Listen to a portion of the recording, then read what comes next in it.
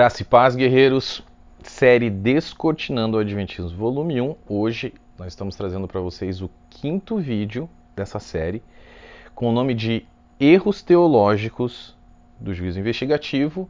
E hoje nós vamos falar sobre o chifre pequeno. O pau vai quebrar aqui hoje, tá? Porque agora a gente vai entrar na parte mais teológica. A gente já mostrou muito furo, muita coisa errada ali na parte histórica. Hoje a gente vai começar a dissecar todo esse juízo investigativo, toda essa parte teológica do juízo investigativo. E eu quero que, por favor, você pegue uma Bíblia, dá um pause no vídeo, vai lá, pega a tua Bíblia, tá? Pega um caderninho, pega uma caneta, você vai anotar bastante coisa, você vai sublinhar muita coisa na tua Bíblia, porque eu vou munir vocês de armas, tá? Para vocês chegarem pro seu pastor e falar: meu amigo, que negócio é esse daqui? Por que você me enganou todos esses anos? Tá, eu vou te dar muita informação aqui. Claro, eu vou te dar muito mais informações ao longo dos outros vídeos, mas isso aqui já vai ser suficiente para você olhar e falar: opa, tem uma coisa bem errada aqui. Tá? Então fique esperto, porque o modus operandi adventista, sabe como é que eles fazem? Eles te jogam um monte de data. Eles vão lá, te jogam um monte de data muito rápido, né? Porque assim, vamos ser bem honesto, quem de fato estuda a Bíblia a fundo, né? Quem de fato vai na história para ver se realmente tudo aquilo que está sendo dito é verdade? Pouquíssima gente, tá? Eu e você sabemos que essa é a verdade. Então, o que a gente vai fazer agora? Por causa disso, eles conseguem, né, se esquivar de muita coisa. Porque o cara tá lá, o cara tá pensando em pagar o boleto dele de segunda-feira. Ele tá sentadinho lá, muitas vezes nem tá ouvindo o que o cara tá falando. Ele recebe um estudo bíblico, sim, porque ele aceitou Jesus, ele quer ser um cara melhor. E tudo que vai sendo passado ali para ele, o cara não vai a fundo. Então isso faz com que muita gente seja enganada, tá? Porque não tem informação a respeito das doutrinas, a respeito da história. Além disso, né, o pessoal ainda fala: não vai na internet. Se você for na internet, tem muita gente que vai estar caindo, matando em cima da igreja adventista porque ela é a igreja verdadeira. Não é por isso, gente. É porque realmente, onde há fumaça, há fogo.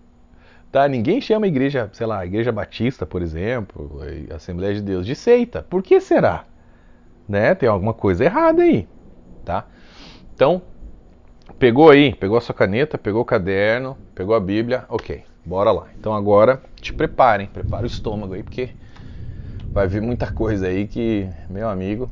Antes de a gente entrar na Bíblia mesmo, vamos fazer um resuminho então, para que fique mais didático, né?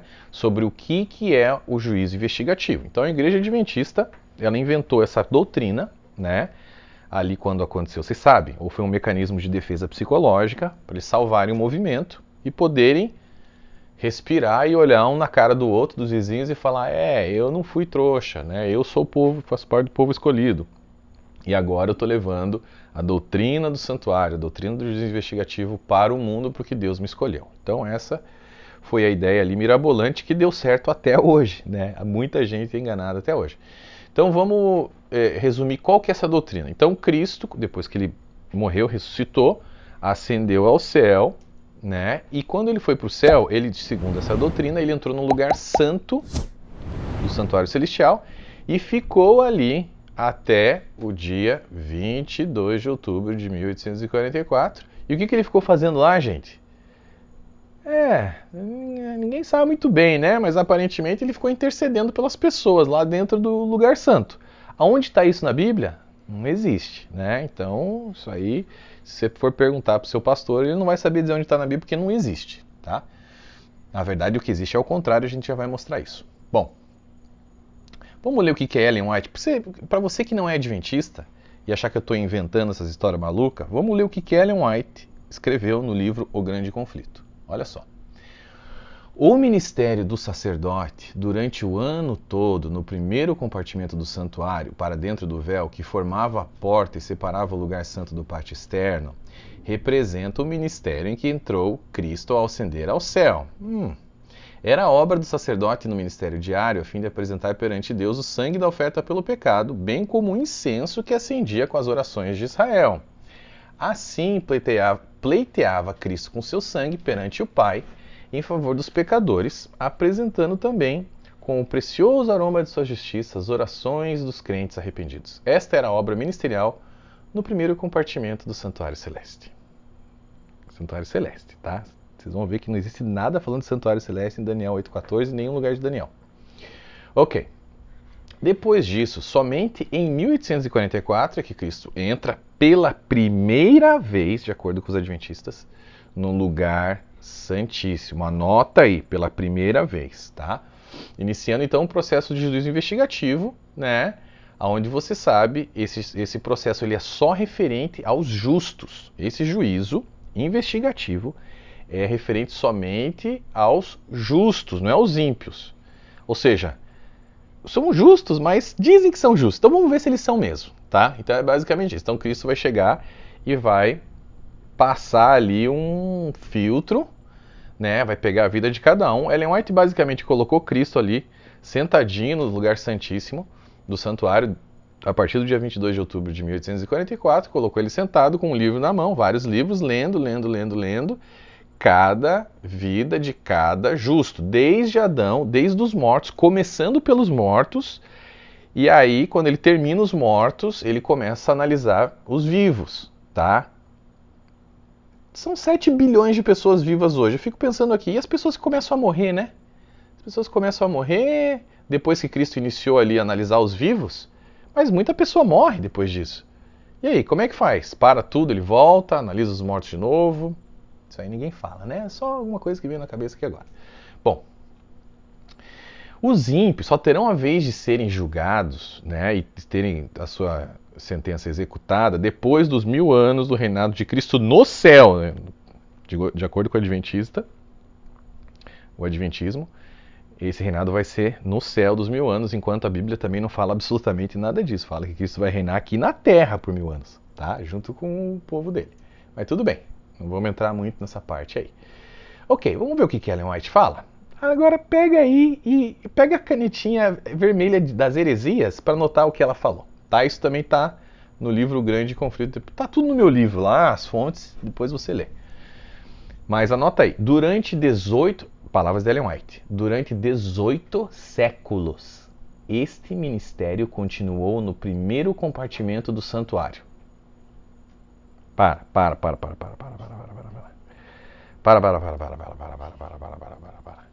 Cristo subiu, ficou 18 séculos neste ministério e ele continuou no primeiro compartimento, ou seja, ele não entrou no lugar santíssimo por 18 séculos.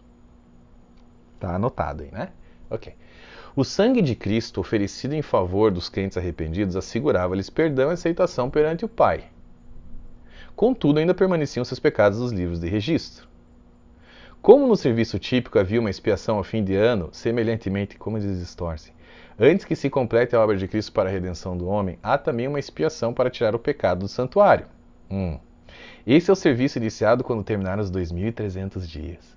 Naquela ocasião, conforme fora predito pelo profeta Daniel, nosso sumo sacerdote entrou no lugar santíssimo para efetuar conforme foi predito pelo profeta Daniel. Está dizendo que Daniel falou isso. Daniel nunca falou isso. Nosso sumo sacerdote entrou no lugar santíssimo para efetuar a última parte de sua solene obra, purificar o santuário. Ok. Tá. Destarte, os que seguiram a luz da palavra profética viram que em vez de Cristo vir à Terra, ao terminarem em 1844 os 2.300 dias, entrou ele então no lugar santíssimo do santuário celeste, a fim de levar a efeito a obra final da expiação preparatória à sua vinda. Tá. Ok, antes de continuar aqui, eu tô com esse livrinho aqui, gente, porque agora a coisa vai ficar pior, tá? Olha isso aqui, ó. Primeiros escritos, eu tenho todos os livros da Ellen White. Pega aí, pegou a caneta das heresias, né? Então vamos lá. Olha o que ela diz na página 42. Mostrou-se-me então que os mandamentos de Deus e o testemunho de Jesus Cristo, com referência à porta fechada, não podiam ser separados, e que o tempo para os mandamentos de Deus brilharem toda a sua importância e para o povo de Deus ser provado sobre a verdade do sábado, seria quando a porta fosse aberta no lugar santíssimo do santuário celestial, onde está a arca que contém os 10 mandamentos. Esta porta não foi aberta, anota aí, esta porta não foi aberta até que a mediação de Jesus no lugar santo do santuário terminou em 1844. Então Jesus se levantou e fechou a porta do lugar santo e abriu a porta que dá para o Santíssimo. E passou para dentro do segundo véu, onde permanece agora, junto da arca, e é onde agora chega a fé de Israel. Vi que Jesus havia fechado a porta do lugar santo e que nenhum homem poderia abri-la, e que ele havia aberto a porta para o Santíssimo e que nenhum homem podia fechá-la. Ok. Parou aí. Ok. Agora, a gente vai fazer uma análise do livro de Hebreus somente, mas eu quero que você pare aí. Então você viu o que ela falou. Jesus só abriu essa porta no dia 22 de outubro de 1844 e ela disse o seguinte: a porta que Jesus abre ninguém fecha, que Jesus fecha ninguém abre. Ou seja, até o dia 22 de outubro de 1844 a porta do lugar santíssimo estava fechada. Ok? Vai na tua Bíblia agora. Vai na tua Bíblia. Eu não ia falar sobre isso, mas eu vou falar. Tá? Porque não tem como. Vai lá em Hebreus 10, capítulo 10, versículo 19. Sendo assim, irmãos, temos plena confiança para entrar no Santo dos Santos, mediante o sangue de Jesus, por um novo e vivo caminho que ele nos descortinou por intermédio do véu, isto é, seu próprio corpo.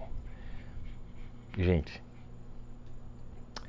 sem essa porta aberta, sem esse véu rasgado que aconteceu quando Cristo morreu, o véu foi rasgado de cima a baixo.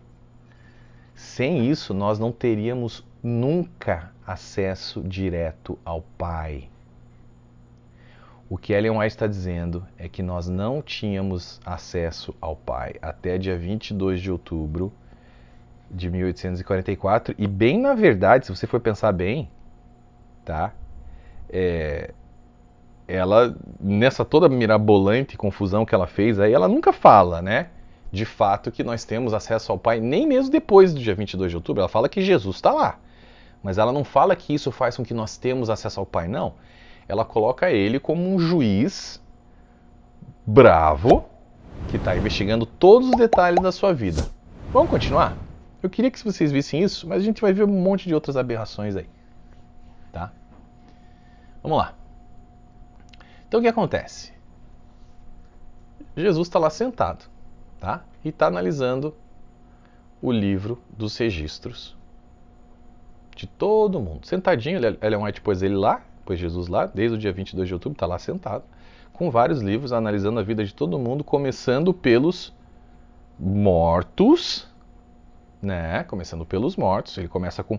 Isso é só para os justos, mais uma vez, isso aí é só para os justos, tá? Não é para os ímpios. Então ele começa com os justos, ou seja, quem fala que é justo, e inicia lá desde Adão, né? E vai todo mundo que morreu. Terminou todo mundo que morreu, agora ele começa a analisar a vida dos vivos. Mas essa análise é assim, ó. Se você tem algum pecado que você não confessou, tá? Que você não confessou e não se arrependeu, e ele chegou em você, chegou no seu nome, você vai pro lago de fogo. Se você tem algum... Eu já falei um pouquinho sobre isso nos outros vídeos, mas vamos... Né, a gente está resumindo aqui novamente. Se você tem algum pecado de omissão, era para você fazer algo, mas você não fez, e você se esqueceu de pedir perdão, lago de fogo é seu destino. Tá? Basicamente é isso. Tanto para os mortos quanto para os vivos, é assim que ele vai. E claro, né, pelo amor de Deus, o sábado é o mandamento mais importante. Segundo Ellen White, é o mandamento esquecido. Ela sempre vê ele brilhando, né? Quando ela vê alguma coisa, ela tem as visões dela. Ela sempre vê o sábado brilhando, que é o mandamento esquecido. Me diz uma coisa. E não tomará o nome do Senhor Deus, do Senhor teu Deus em vão. Será que esse não é um mandamento esquecido, na verdade? Todo mundo fala, ai meu Deus, né? E aí, como é que fica essa questão? Né? Ah, não, mas é Yahweh só. Ok, é Yahweh só. Mas o leigo não sabe que é Yahweh o nome de Deus. Então ele vai falar Deus. E aí, como é que funciona? Ele pode falar assim, Será que não seria esse o mandamento esquecido? São, né? Aliás, tem outros, né? Honra teu pai e tua mãe, tem muita gente que não honra. Enfim, não darás falsos testemunhos, o pessoal está mentindo, a torta de não adulterarás, então, meu Deus, esse aí, tá, o pau tá comendo esse aí, viu? Será que esse realmente é o mandamento esquecido?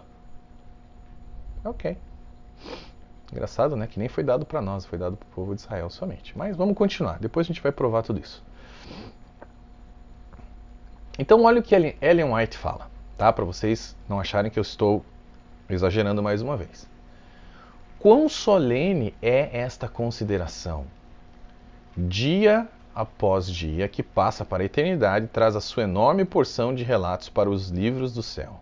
Palavras uma vez faladas e ações uma vez praticadas nunca mais se podem retirar. Os anjos têm registrado, ou seja, se arrependeu, não adianta, não apaga. Os anjos têm registrado tanto as boas como as más.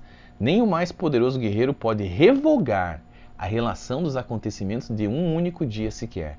Nossos atos, palavras e mesmo os nossos intuitos mais secretos, tudo tem o seu peso ao decidir se nosso destino para a felicidade ou para a desdita. Cadê o Evangelho? Cadê o Evangelho? Isso aqui é o Evangelho? Essas são as boas novas do Evangelho? Ainda que esquecidos por nós, para você ver como eu não estou inventando, darão o seu testemunho para justificar ou condenar. Ok? Quem aí é adventista? Ou quem aí, de qualquer pessoa do mundo, consegue alcançar esse nível de perfeccionismo? Por favor, alguém me responda. Tá? Bom, mas não é só isso. Quando Jesus terminar de fazer essa análise, esse juízo aí, o que ele vai fazer? Ele fecha os livros, fechou a tampa, tá todo mundo julgado, agora bora para o planeta Terra. Eu não sei quem que ele vai buscar aqui, né? Talvez só Ellen White, né? Que na verdade é uma grande piada, né? Porque a gente sabe que ela fez um monte de besteira aí, plágio, ela, enfim, dizia para ninguém comer, para ter as pessoas terem uma alimentação kosher, mas ela mesma era viciada em ostras. A gente vai provar isso aqui. Bom, um monte de hipocrisia, um monte de loucura, um monte de mentira, mas tudo bem. Ela, creio eu, que seria a única a ser levada para o céu. Mas vamos lá, Cristo sai do lugar santíssimo, fecha tudo e bora pegar lá quem sobrou na terra, né? Só que Ellen White diz o seguinte: nesse momento que Jesus vem para cá, a gente não sabe quanto tempo vai demorar isso, certo? Ele saindo de lá com os anjos e vindo para cá. A gente não sabe quanto tempo. O nosso tempo aqui, quando é medido nisso, a gente não sabe. Olha o que ela diz: deixando ele o santuário, as trevas cobrem os habitantes da terra. Naquele tempo terrível, os justos devem viver à vista de um Deus santo, sem intercessor. Vamos ver onde é que está isso? Ellen White, O Grande Conflito, página 614.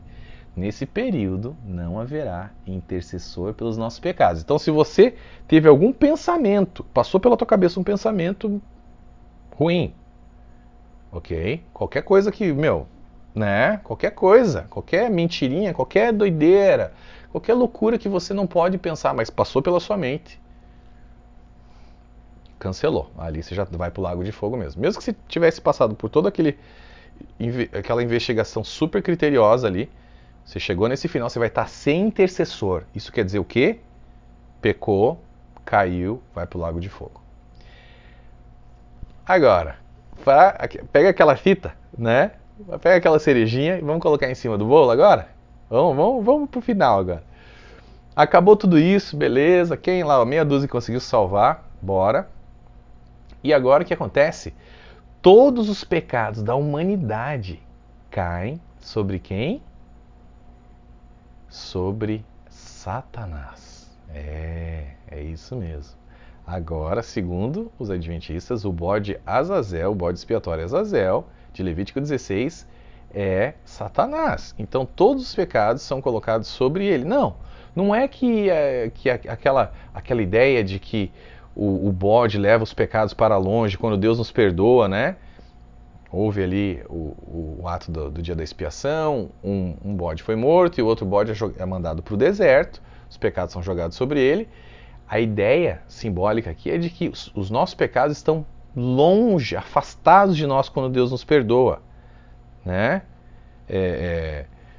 Longe como um bode que vai para o deserto e vai embora e nunca mais volta. Não, não é isso. O que quer dizer, na verdade, não sei de onde eles tiraram isso, que e depois a gente vai fazer uma análise sobre isso aqui. Azazel, na verdade, nem é isso, é uma mistura de nomes. Bom, a gente vai explicar tudo isso detalhadamente mais à frente. Mas enfim, está tudo no livro. Segundo eles, então, o grande redentor, né, da Igreja Adventista, na verdade, é Satanás. Porque para que serve o sangue de Cristo? Então, vamos analisar. Para que serviu o sangue de Cristo? Ele morreu na cruz, mas os pecados foram para o santuário celestial. Então poluiu o céu agora. Ou seja, o sangue de Cristo, que purifica tudo, na verdade levou os pecados lá para o santuário e poluiu o santuário. Qual é o efeito desse sangue de Cristo que foi derramado na cruz? Não pagou pelos nossos pecados. Não, porque agora a gente tem que ter uma vida perfeita. Não pode fazer nada, e se fizer tem que se lembrar, não pode se esquecer de nenhum pecado, nada, tem que zerar tudo. E aí sim, né? Então assim, foi para lá. Mas o está consumado, tetelestai, Jesus não quis dizer aquilo. Não, aquilo foi só a primeira parte. Aí tem a segunda parte no céu. E agora é que, ou seja, não fez nada na cruz. Foi pro céu, deu uma limpadinha ali, mas não adiantou muita coisa também. Então, na verdade, agora ele pega todos os pecados e joga em cima de Satanás. Então, o sangue de Cristo é o quê? Ineficaz, não serviu para nada. Para que serviu o sangue de Cristo? Obviamente, gente, essa é uma doutrina que não é de Deus, é uma doutrina satânica. Te coloca num nível de paranoia absurda, para começo de conversa. Não te deixa nunca ter certeza da sua salvação. Segundo. Terceiro, tira o cargo, digamos assim, a magnitude do sacrifício de Cristo na cruz, tá? E tira ele da posição de redentor. Ele não é o redentor verdadeiro. O redentor verdadeiro é Satanás, porque é ele que recebe todos os pecados. Ok? Depois a gente vai mostrar os versos que falam totalmente o contrário a isso, mas tudo bem. Não existe na Bíblia nada, absolutamente nada que corrobore essas coisas. Bom, vamos lá, tá? Superada essa parte aí, vamos continuar. E agora vamos entender, tá? Por que vamos entrar agora na parte do chifre pequeno, ok? Essa parte aqui é longa, mas a gente tem que fazer, gente. Por quê? Porque uma coisa que a Igreja Adventista roubou de você, sabe o que é? Contexto. Então a gente vai ler o capítulo inteiro de Daniel 7 e o capítulo inteiro de Daniel 8, tá? Para você se colocar dentro do contexto, e a gente vai analisar tudo e vai provar para você hoje aqui que o chifre pequeno de Daniel 7 não é o mesmo chifre pequeno de Daniel 8. Vamos começar por aí, a gente vai identificar a identidade de cada um desses chifres para a gente já derrubar essa questão aí, tá? Para começo de conversa. Depois a gente vai dar mais uma analisadinha mais adiante, e no próximo vídeo, daqui a 3 dias, a gente vai entrar pesado em Daniel 8, pesado. A gente vai dar uma analisada hoje, mas pesado mesmo no próximo vídeo. Vamos lá. Se vocês querem saber um pouco mais sobre isso, você que tem interesse em se aprofundar muito mais, tá? Eu recomendo o livro do Desmond Ford. Ele já faleceu, é um cara muito, muito forte. Ele, assim, é uma das maiores, a maior autoridade que existiu até hoje sobre o juízo investigativo. Esse cara escreveu um livro de 750 páginas, tá? Chamado Daniel 8:14, The Day of Atonement and the Investigative Judgment. Recomendo para todo mundo que queira se aprofundar um pouco mais. Esse cara é muito fera, tá? Era, né? Faleceu, mas assim, iniciou algo que foi muito, muito bom. Ok, então, olha o que Ellen White fala sobre o verso de Daniel 8:14. Anota esse negócio aí, tá? Para vocês entenderem por que isso é tão importante. Olha só. Ela dizendo, a passagem que mais que todas as outras havia sido tanto a base como a coluna central da fé do advento foi: até 2.300 tardes e manhãs e o santuário será purificado. Daniel 8:14. Segundo Ellen White, o verso, a passagem bíblica mais importante para a Igreja Adventista, mais do que João 3,16, mais do que João 5,24, mais do que João 3,18, mais do que Romanos 8,1, mais do que Efésios 2,8, mais do que 1 João 5,13? Não. O verso mais importante da Bíblia para os adventistas, segundo Ellen White, é Daniel 8,14. Então, meu amigo, você precisa entender desse negócio aqui, tá? Ok? Então, tá bem claro, né? Então, o evangelho para Ellen White é isso daqui, tá? Ok, vamos lá. É impossível, note bem o que eu estou falando aqui, é impossível que o chifre pequeno de Daniel 8 seja Roma. É impossível. Eu coloco um abacaxi na minha cabeça e saio na International Drive aqui em Orlando, se alguém me provar, ok, que o chifre pequeno de Daniel 8 é Roma. Não vai acontecer, meu amigo, porque não é, tá? E eu vou mostrar isso aqui pra vocês hoje e daqui a 3 dias no próximo capítulo a gente vai, enfim, vamos consolidar essa questão aqui. Mas vamos lá. O que acontece? Vamos primeiro analisar Daniel 7, como eu disse, tá?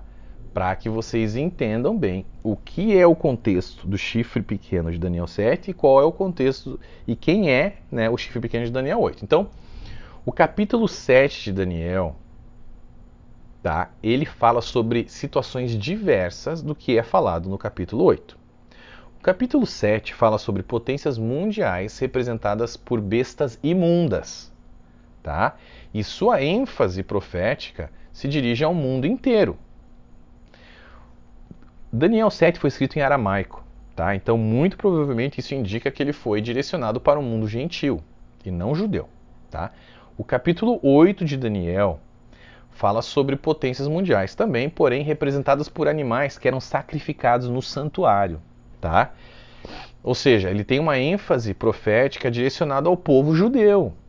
Ele foi escrito em hebraico, então provavelmente isso indica que ele deveria ser lido pelo povo judeu, pois era algo de seu interesse, tá? Pega a Bíblia, vai lá em Daniel 7, tá? E agora a gente vai ler sim o capítulo inteiro, vocês precisam ler, gente. Vocês querem ser livres? Adquiram conhecimento, não tenham medo de pensar por si mesmos, tá? Enquanto vocês não fizerem isso, vão fazer o que quiserem aí de você. Vão te manipular, tá? O que eles querem é controle. Querem controlar você. A partir do momento que você saiba essas verdades, ninguém mais vai poder mentir para você e te controlar, tá? Da maneira com que eles têm feito até hoje. Então vamos lá. Daniel capítulo 7. No primeiro ano de Belsazar, rei da Babilônia, Daniel teve um sonho. E certas visões passaram por sua mente, estando ele deitado em sua cama. Eu estou lendo aqui a nova versão internacional, tá? A versão King James, eu gosto muito da versão King James, mas não para o livro de Daniel, porque teve várias traduções muito erradas no livro de Daniel. Teve também umas em outras partes, mas principalmente no livro de Daniel, se você usar King James, você está ferrado, você não vai entender nada, tá? Vamos lá. Tem outras traduções bem melhores, inclusive a nova versão internacional. Ele escreveu o resumo do seu sonho. Daniel disse: Na minha visão à noite, eu vi os 4 ventos do céu agitando o grande mar.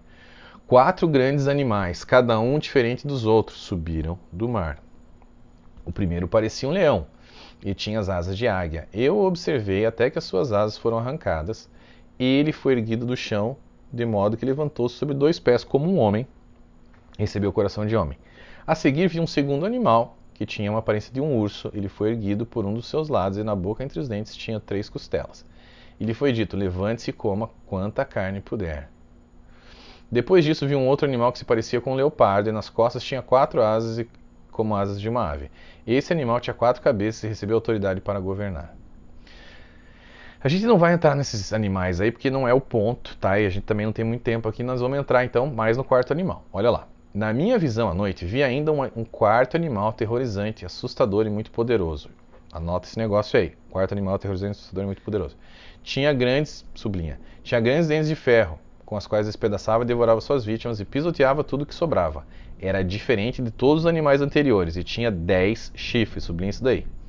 Enquanto eu estava refletindo nos chifres, vi um outro chifre pequeno, sublinha esse negócio aí, vi um outro chifre pequeno, que surgiu entre eles, e 3 dos primeiros chifres foram arrancados para dar lugar a ele. Sublinha esse negócio aí. Esse chifre possuía olhos como os olhos de um homem e uma boca que falava com arrogância.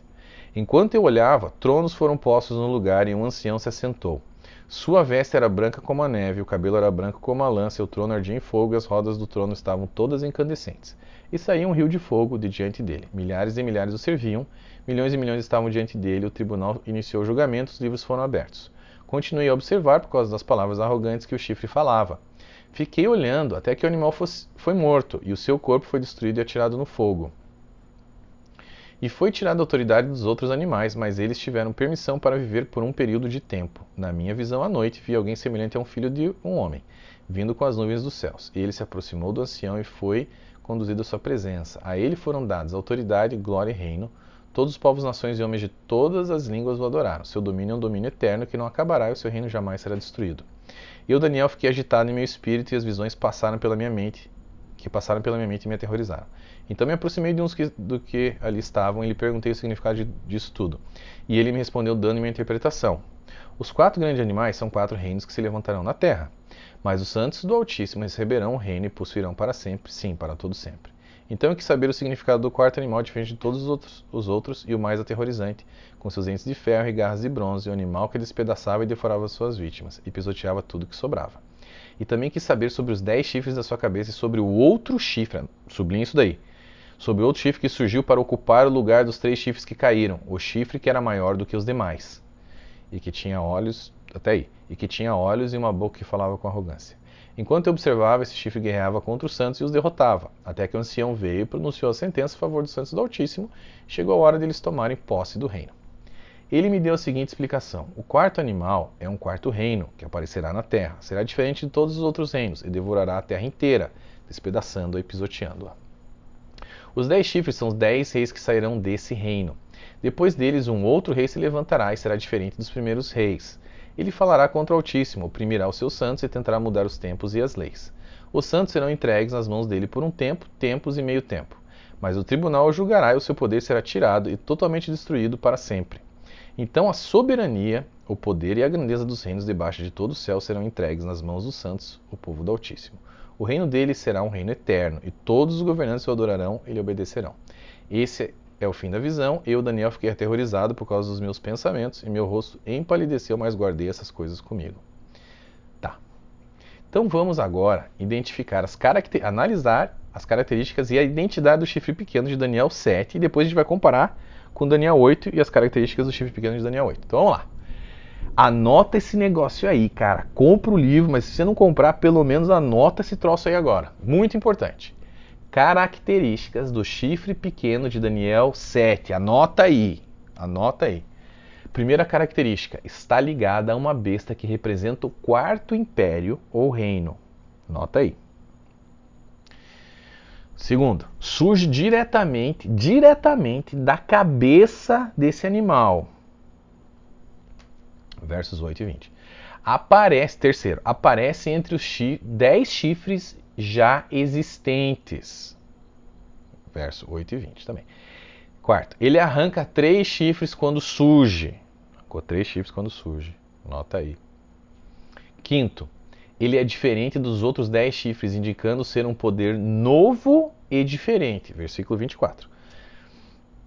Próximo, no aramaico, esse chifre pequeno se traduz como outro chifre, um pequeno. Próximo, apesar de ser pequeno, ele é mais forte que os outros chifres, ou seja, um poder mais forte que os outros poderes. Tá? Próxima característica. Sua área de influência é referente à totalidade da extensão de todo o reino, do 4º reino, todo o império e tudo que está dominando ali. Pois surge da cabeça desse estranho animal e se torna o chifre dominante entre os outros chifres. Ok, próximo. Por não ter nascido de nenhum chifre, mas sim entre um dos 10 chifres, ele é um poder diferente e novo. Próximo. Ele guerreia contra os santos do Altíssimo e o próprio Altíssimo. Esses santos são os santos que fazem parte do período do reinado desse 4º império. Ok? Notou? Ótimo. Qual que é a conclusão resumida que a gente tem? A gente vai resumir aqui, tá? Pera aí. Não fica doidinho ainda não. Segura aí. A conclusão é a seguinte. O chifre pequeno de Daniel 7 se remete à figura do anticristo que aparecerá no fim dos tempos. tá? Na época da tribulação que precederá a volta de Jesus. Se você analisar com calma, ele está falando aqui desse anticristo, tá? Chifre pequeno, anticristo. Ele vai surgir. Ele não apareceu ainda, gente. Ele pode até ser que ele esteja vivo, mas a gente não sabe quem é o anticristo. A gente não sabe. Você não pode dizer que é o Papa, tá? Porque se você falar que ele é o Papa né, a ideia adventista aí é que ele começou ali. A gente já vai ver como é impossível que ele seja o Papa, que isso aqui seja Roma. Mas assim, como que o anticristo fica vivo? Desde ali, que seja de 538 depois de Cristo, mas não é. Ou que seja de 457 antes de Cristo. Que daí é Roma imperial, depois é Roma papal. Não, amigo. Está falando de um rei. É um rei, não é um reino. Tá? Então esse chifre é um rei, ok? Ele não pode ser, ele tem que ser uma pessoa. Tá? A gente já vai ver isso com calma. Tá? Ok.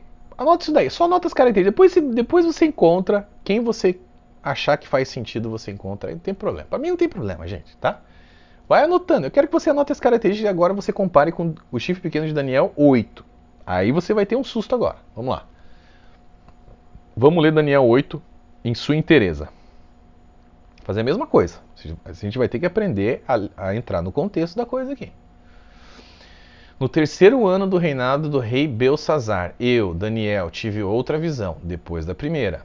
Na minha visão, eu me vi na cidadela de Suzã, na província de Elão.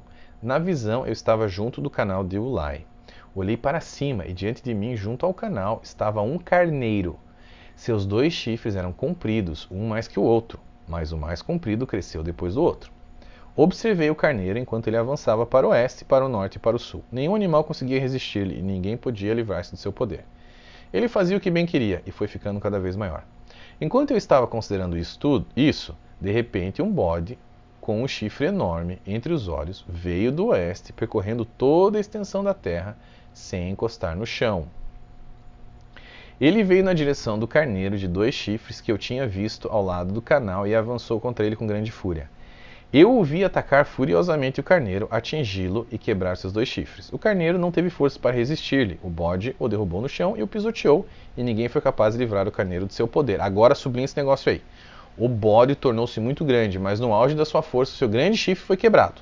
Em seu lugar cresceram 4 chifres enormes, na direção dos 4 ventos da terra. Ok. Isso aí também, anota isso daí.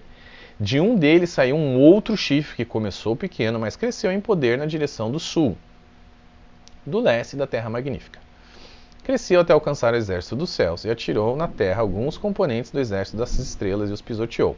Tanto cresceu que chegou a desafiar o príncipe do exército. Suprimiu o sacrifício diário oferecido ao príncipe e o local do santuário foi destruído.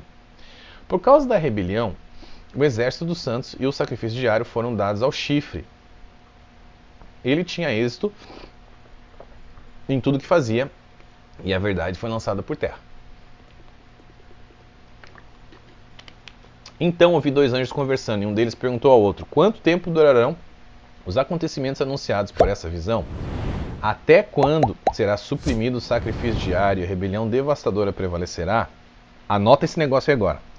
Até quando o santuário e o exército ficarão entregues ao poder dos chifres e serão pisoteados? Sublinha o verso 13 inteiro. E agora o verso 14.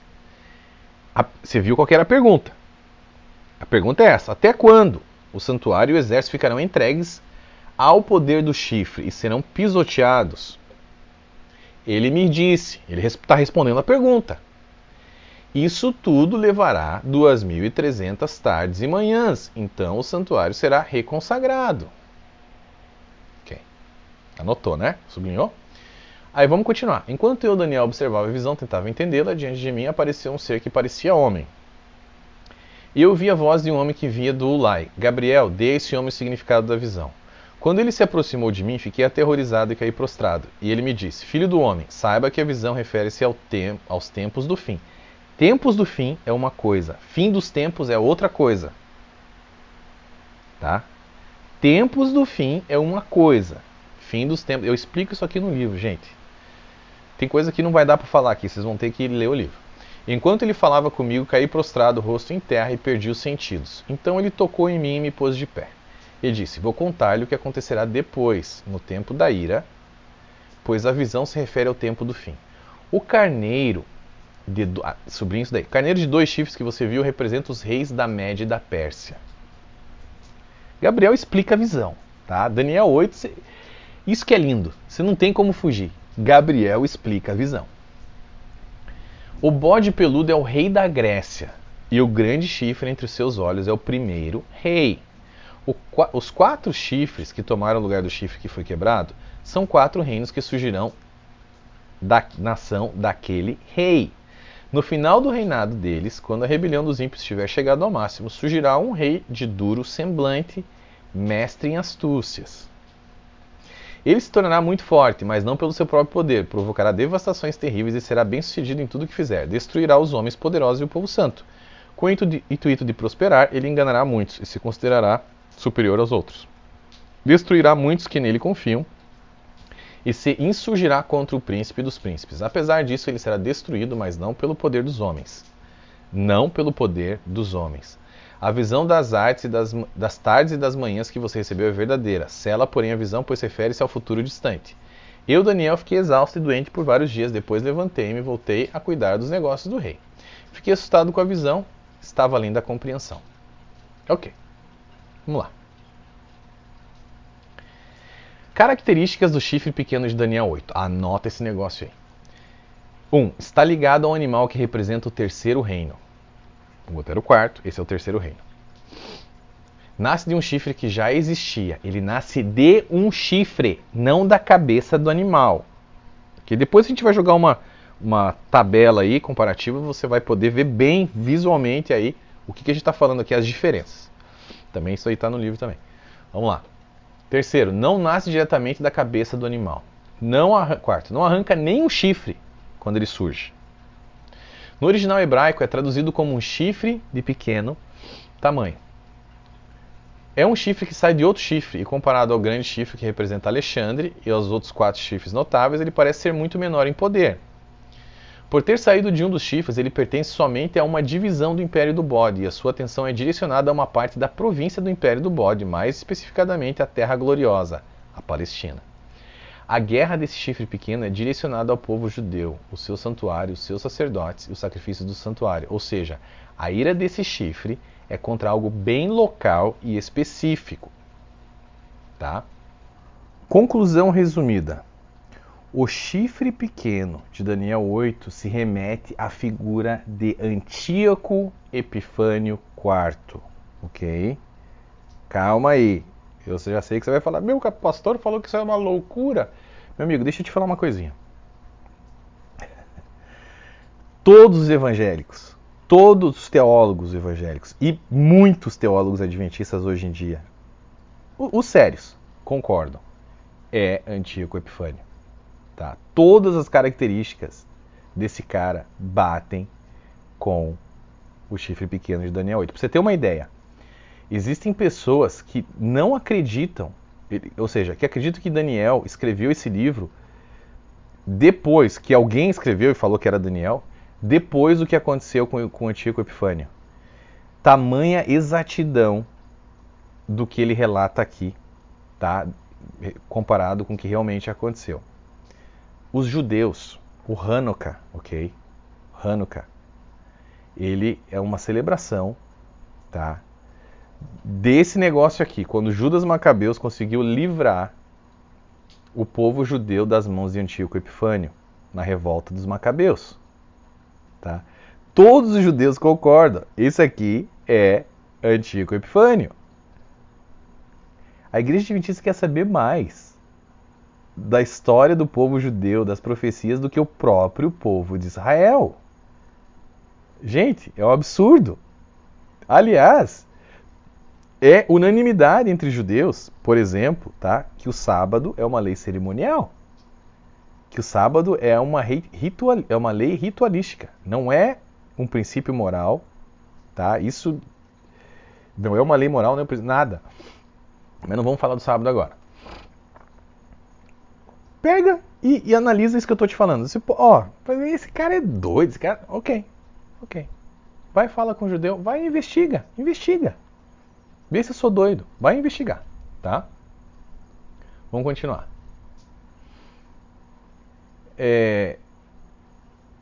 Além das características, que a gente vai jogar na tela aí para vocês verem, a tabela, tá? A comparação.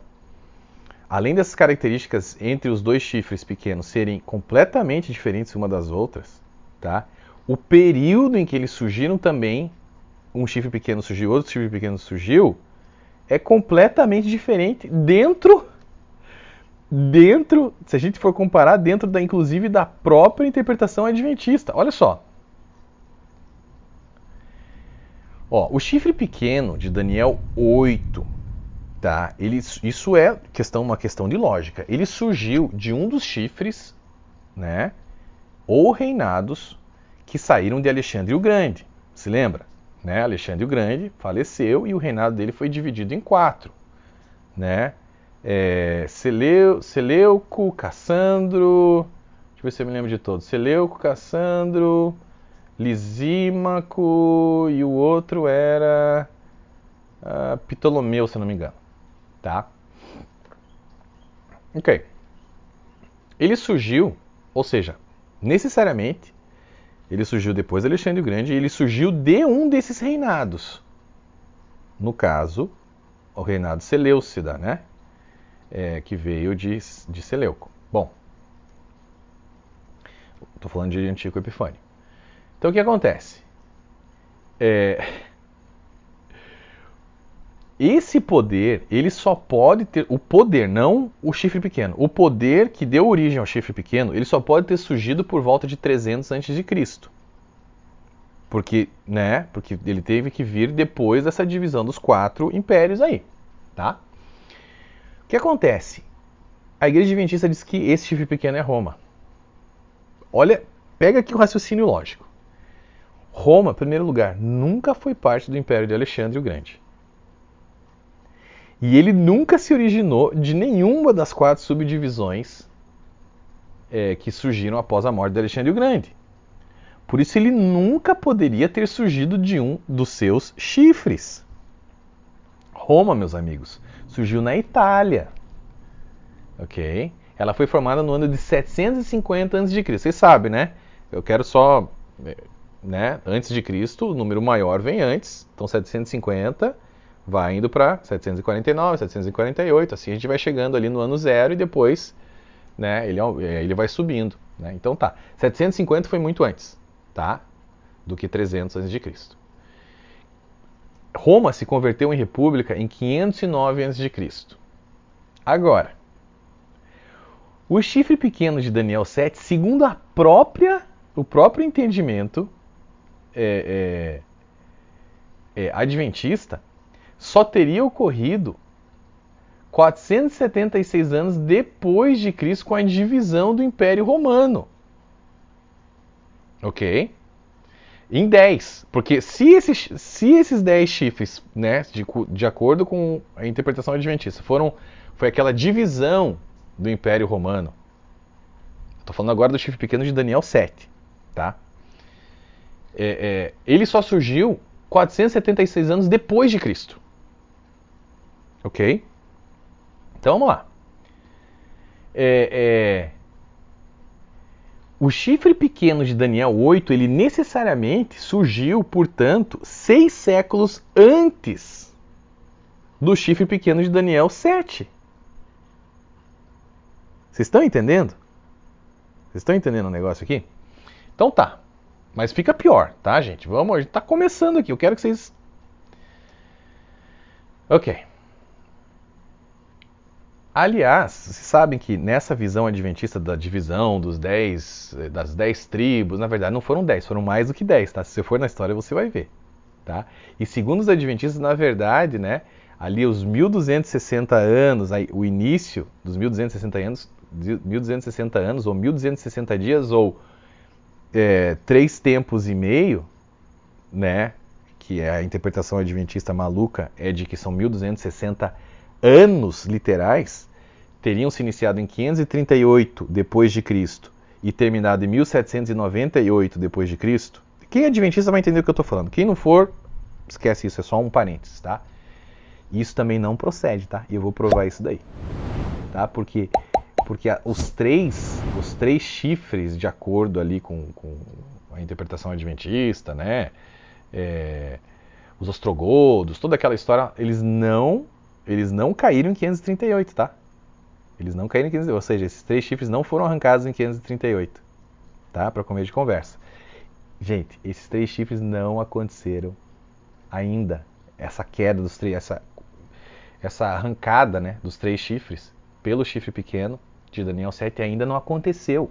Vai acontecer no futuro, quando o anticristo se manifestar. Por favor, gente, tá? Vamos lá. Esse é o entendimento, assim, é pacífico isso daí praticamente em todos os evangélicos, tá?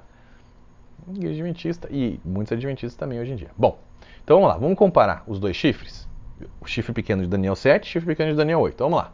Daniel 7. Vocês vão ver aí na tela, tá?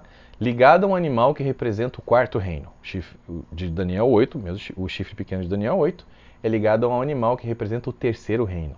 De Daniel 7, aparece entre os 10 chifres já existentes. De Daniel 8, nasce de um chifre que já existia. De Daniel 7, nasce diretamente da cabeça desse animal. Daniel 8 não nasce diretamente da cabeça do animal. Daniel 7, ele arranca os 3 chifres quando surge.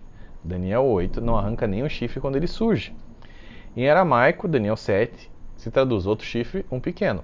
De Daniel 8, em hebraico, se traduz um chifre de pequeno tamanho. Daniel 7, apesar de ser pequeno, ele é mais forte que os outros chifres. Daniel 8, apesar de se tornar forte, ele é mais fraco que o grande chifre e que os outros 4 chifres. Daniel 7 nasceu entre um dos 10 chifres e é diferente deles, por isso representa um poder novo. Daniel 8 saiu de um dos chifres, por isso pertence a esse poder, não é um poder novo. Daniel 7, sua área de influência sobre toda a extensão do 4º império ou reino, pois ele se torna o chifre dominante sobre os outros. Daniel 8, sua área de influência é somente ligada a uma divisão do Império do Bode, a Terra Gloriosa ou Palestina, pois ele não domina os outros chifres. Daniel 7, ele guerreia contra os santos do Altíssimo, que representam todos os santos através de todo o 4º Império. Daniel 8, ele guerreia localmente, especificamente contra o povo judeu e seu santuário. Então, ou seja, como a gente pode analisar aqui, o chifre pequeno de Daniel 7 e o chifre pequeno de Daniel 8 não pode ser o mesmo chifre, pois possuem características completamente diferentes uma das outras, tá? Agora a coisa vai piorar. Segundo a interpretação adventista de Daniel 8,14, os 2.300 anos, né, que não são anos, mas tudo bem, anos literais de acordo com os adventistas, se iniciaram em 457 a.C. e terminaram em 22 de outubro de 1844. Ok. Segundo eles, a Roma Imperial pisoteou o santuário terrestre no início desses anos e Roma Papal pisoteou o santuário celestial após isso. Essa informação não procede mais uma vez. Veja só as incongruências disso daí. Como pode ser Roma, o chifre pequeno de Daniel 8, se Roma não teve nenhum contato com o povo judeu até 161 a.C.? Como que ele pode ter surgido e começado a pisotear o santuário em 457 se ele não teve contato com o povo judeu até 161 a.C.? Ou seja, 296 anos depois de 457 a.C. Olha só, mas mesmo tendo contato com o povo judeu em 161 a.C., Roma só começou a causar transtorno a eles em 63 a.C. que Roma começou a realmente causar problema com os judeus ali. Não foi em 457. Como que eles podem ter pisoteado o santuário, gente? Desde 457 a.C. não procede. Quando a gente for analisar Daniel 9, vocês vão entender que essa data está completamente errada também, tá? Mas tudo bem, vamos lá. Então, como que ele poderia ter pisoteado o santuário terrestre durante todo esse período se Roma só importunou os judeus 400 anos depois do início dessa profecia aí? tá? Praticamente 400 anos. Ok. Agora, mais uma pergunta. Se Roma realmente fosse o chifre pequeno de Daniel 8, vocês não acham que deveria haver algo de muito relevante na história de Roma papal no final dos 2300 anos? Segundo os adventistas, 22 de outubro de 1844? Acontece que não aconteceu nada com Roma papal nessa data. Nada de relevante. Ou seja, ele parou de pisar o santuário. Tá, mas cadê? Roma papal não fez nada aqui. O que aconteceu aqui com Roma papal nessa data? Nada. Vocês estão entendendo, gente? A loucura não faz nenhum sentido. Você vai falar, mas e meu Antíoco Epifânio, meu pastor me falou que também não faz sentido. Faz sentido, sim, senhor. A gente vai entrar nisso no próximo vídeo, tá? Bem mais forte. A gente vai falar só sobre Daniel 8. Bom, siga a linha do raciocínio aqui. Vamos lá. A sequência dos fatos, tá? Surgimento do chifre grande de Daniel 8, do bode, se lembra? O Império Alexandrino, tá? Isso aconteceu primeiro. Depois, ele governa por um tempo e ele é destruído. Alexandre o Grande morre. Depois, o que acontece? Esse império se divide em 4 novos impérios. E depois, o que acontece? Daí surge o chifre pequeno. Vamos lá. Quando que cada um desses fatos ocorreu? O Império de Alexandre o Grande se iniciou em 336 a.C. Anota aí, 336 a.C. Alexandre o Grande morreu em 323 a.C. Ok? O Império de Alexandre é dividido em 4 em 301 a.C. O chifre pequeno, portanto, entra em cena somente após 301 a.C. Como é possível que o chifre pequeno seja Roma e esteja pisoteando, segundo os adventistas, o santuário terrestre desde 457 a.C., se ele só surge depois de 301 a.C.? É impossível, gente! É impossível! Não faz absolutamente nenhum sentido. Por favor, gente. Por favor. Bom, por hoje a gente vai parar por aqui, que o vídeo já está muito longo. Eu quero que vocês digiram esse negócio aí, tá? Que eu passei. Dá uma digerida. Dá uma mastigada nisso daí, tá? Anota tudo, analisa, vai. Não precisa acreditar em mim. Vai na história. Vai na Bíblia. Vai em todo lugar que você quiser, tá? Daqui a 3 dias a gente vai voltar e a gente vai, a gente vai deschavar ali Daniel 8, tá?